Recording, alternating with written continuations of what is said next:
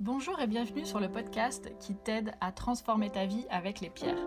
Je m'appelle Angélique, je suis la cofondatrice d'universminéral.fr et notre mission est de vous aider à travers les pierres à vous reconnecter à vous-même pour incarner votre plein potentiel. Nous allons vous guider dans l'expérience de la lithothérapie pour reprendre le plein pouvoir sur votre vie et vous libérer afin de vivre une vie en conscience et en bien-être. Si ce podcast vous plaît, n'hésitez pas à nous soutenir en nous notant 5 étoiles sur votre plateforme d'écoute ou simplement en ajoutant un commentaire bienveillant. On vous remercie, on vous embrasse et on vous souhaite une bonne écoute. Bonjour, c'est Raphaël et je suis ravi de vous retrouver dans ce nouveau podcast. Alors aujourd'hui, je voulais vous apporter des éléments pour comprendre les pierres et les cristaux d'un point de vue énergétique. La lithothérapie, c'est en réalité une interaction énergétique entre l'humain et le cristal. Et si cette relation énergétique fonctionne, c'est parce que chacun des cristaux présente des spécificités qui lui sont propres avec une énergie qui lui est propre. Alors si vous êtes déjà un petit peu intéressé à la lithothérapie, vous savez qu'il y a certains cristaux qui sont très bons pour se relaxer, d'autres pour gérer ses émotions, d'autres pour gérer l'insomnie, d'autres pour se dynamiser ou se remplir en énergie, d'autres pour développer l'intuition ou sa spiritualité. Mais toutes ces propriétés ou vertus en lithothérapie sont liées à des caractéristiques propres du minéral. Ces caractéristiques sont de 4 ordres. La formation, comment ce cristal s'est formé, sa structure cristalline, c'est-à-dire comment les atomes sont agencés dans ce cristal. Ensuite, ses propriétés physiques et ses propriétés chimiques. Dans ce podcast, je vais juste aborder la partie formation du cristal, comment un cristal se forme, et puis sa structure cristalline. Les propriétés physiques et chimiques du cristal seront abordées dans le podcast suivant. Un cristal, ça a une histoire. En fait, quand vous prenez une pierre, une roche ou un cristal dans votre main, il a certainement plusieurs millions, voire peut-être plusieurs milliards d'années. Et cette pierre a une histoire qui a pu être très complexe et qui s'est étalée également sur plusieurs centaines de millions d'années.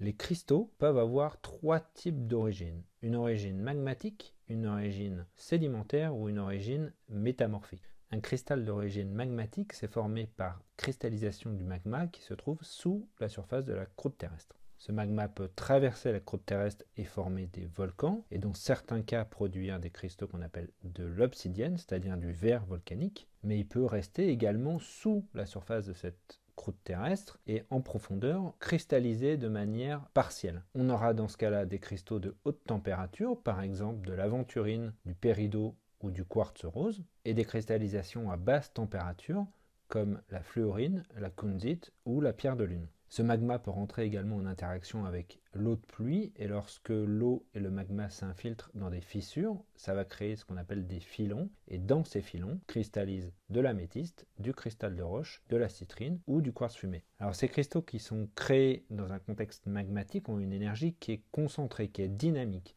Ils sont utiles pour soutenir notre propre énergie, pour réaliser notre potentiel, pour nous redonner confiance en nous et développer notre personnalité. Le deuxième contexte de formation des cristaux, c'est un contexte sédimentaire. Cette fois-ci, les cristaux ne sont pas issus du magma, mais ils se forment par précipitation des éléments chimiques qui se trouvent dans l'eau. Par exemple le calcium, le fer, la silice, etc. Ils peuvent également avoir une origine organique, comme l'ambre, le jet ou l'opale. Ces cristaux qui se forment par précipitation d'éléments chimiques, on va trouver la calcite, l'hématite, la pyrite, l'apatite, la sélénite et la célestine par exemple. Les cristaux peuvent également se former par oxydation, c'est-à-dire à l'interaction entre la roche et l'eau, et en fonction des éléments chimiques qui seront présents dans cette zone, on va avoir de l'azurite, de la malachite, du chrysocole ou de la turquoise par exemple. Les propriétés énergétiques des cristaux et des minéraux d'origine sédimentaire sont plutôt pour adoucir, tempérer. Sont des cristaux et des minéraux d'harmonie. Leur énergie est douce et calmante. On conseille ces cristaux et ces minéraux quand le problème de santé est lié à un blocage énergétique qui est dû à un conflit qui soit interne ou externe.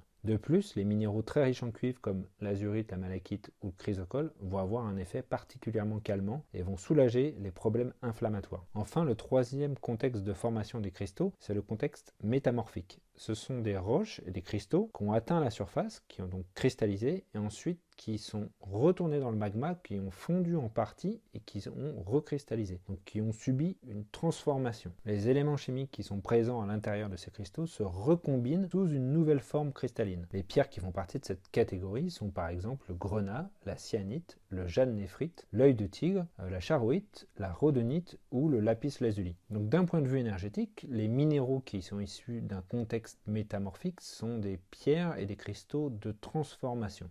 Donc ce sont des pierres et des cristaux qui vont nous aider à aller de l'avant, à communiquer, à développer notre sensibilité, à nous adapter, à nous protéger de certaines situations nouvelles. C'est les pierres qui vont nous conférer de la ténacité, du courage, de l'endurance et de la persévérance. Donc voilà, 3 contextes de formation, magmatique, sédimentaire ou métamorphique, avec 3 types énergétiques bien différents. Pour des pierres et des cristaux d'origine magmatique, une énergie qui va être dynamisante, qui va nous donner de l'énergie. Pour des pierres et des cristaux d'origine sédimentaire, une énergie douce qui va nous aider à nous calmer, à être en harmonie. Et pour des pierres et des cristaux d'origine métamorphique, une énergie de transformation qui va nous accompagner dans le changement. Le deuxième élément pour comprendre l'énergie des cristaux, c'est leur structure cristalline, c'est-à-dire leur organisation au niveau atomique. La structure cristalline des minéraux, elle est surtout liée aux atomes qui sont présents, au type d'atomes et à l'énergie qu'il faut pour les agencer. Comme la nature a horreur du vide, elle va chercher à toujours trouver la forme la plus compacte pour cristalliser et agencer ces atomes. Par exemple, 2 cristaux qui ne contiennent que du carbone, ce sont le graphite et le diamant. Dans le graphite, les atomes sont espacés les uns des autres, ça donne une roche qui est tendre et qui n'a pas eu besoin d'une grosse énergie pour cristalliser. En revanche, dans le diamant, les atomes de carbone sont organisés de manière cubique, ça a demandé une énergie considérable pour cristalliser et le résultat, c'est un cristal qui est le plus dur au monde. Alors il existe 7 systèmes cristallins. En fonction du type d'atome et de l'organisation de ces atomes. Et cette structure cristalline peut être soit très visible, comme c'est le cas pour le quartz ou l'améthyste, l'aigue-marine, la pyrite, la fluorine ou le rubis, ou elle peut être invisible, comme le jaspe, l'aventurine, le malachite. Dans ce cas-là, on parlera d'une structure microcristalline, ou elle peut être carrément absente, comme c'est le cas pour l'obsidienne, l'opale ou la moldavite, ou dans ce cas-là, on dira que c'est une structure amorphe ou du verre cristallin. Les cristaux qui ont un système cristallin qui est très visible et très bien structuré sont plutôt des cristaux qu'on va utiliser pour l'organisation, l'ancrage et la prise de décision. C'est des cristaux qu'on utilise pour avoir les pieds sur terre. En revanche, les cristaux amorphes, comme l'obsidienne, l'opale ou la moldavite, vont être des pierres d'ouverture d'esprit et de lâcher prise. Ce sont des pierres plus mystiques qui vont nous permettre d'aller chercher des choses qui sont ancrées plus profond de nous ou qui sont liées à notre spiritualité.